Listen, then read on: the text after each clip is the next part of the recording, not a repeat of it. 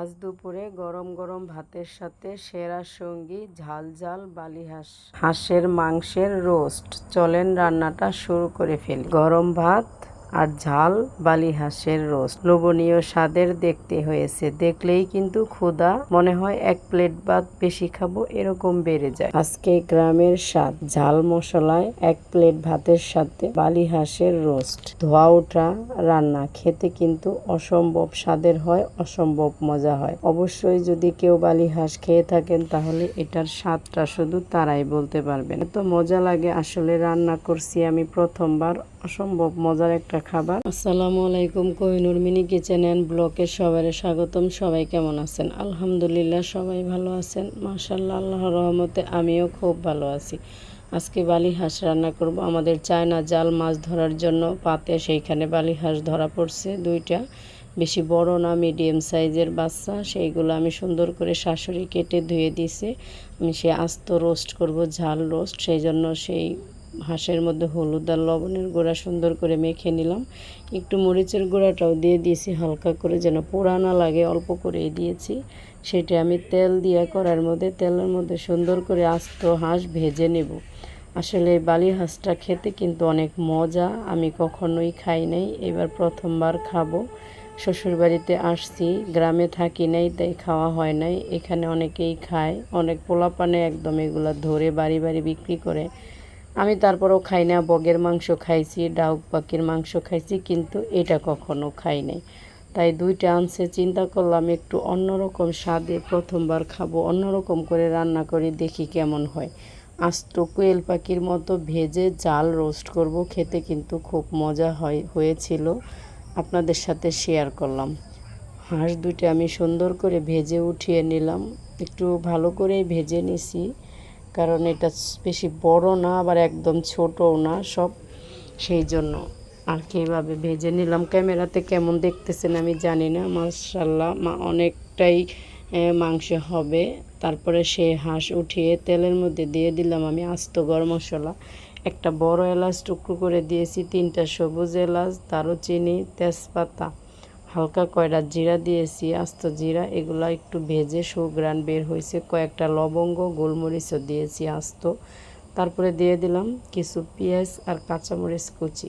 আর ঝাল রোস্টে সবাই কিন্তু ঝাল করে, এটা কিন্তু আমি ঘরোয়া মশলায় একটা ঝাল রোস্ট করব, টক দই এবং দুধ ছাড়া। কারণ প্রথমবার খাবো, আগে একটু দেখি এভাবে ঝাল করে রান্না করে, সেই জন্য এই চিন্তা ভাবনা।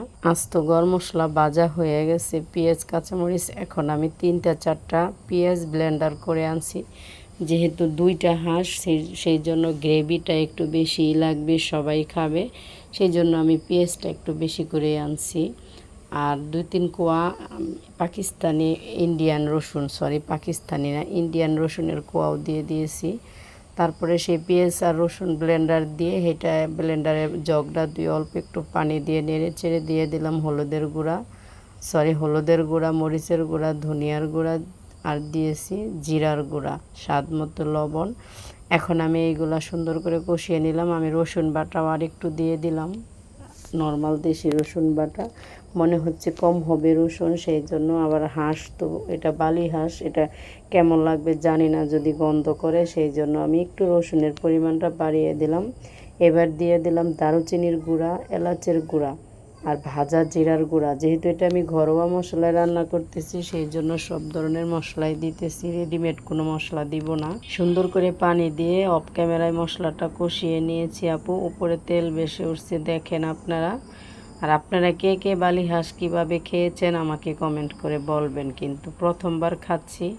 আপনারা খেয়েছেন, অভিজ্ঞতা শুনবো, আমার অভিজ্ঞতাও জানালাম। দুপুরে গরম ভাতের সাথে খেয়েছি, সাথে কিন্তু পোলাও না, সাদা ভাত, অসম্ভব মজার ছিল, আমি বুঝতেও পারি নাই এতটা মজা হবে। আসলে কোয়েল পাখি কী মজা লাগে, আমার মনে হয় তার চেয়ে বেশি মজা লাগছে।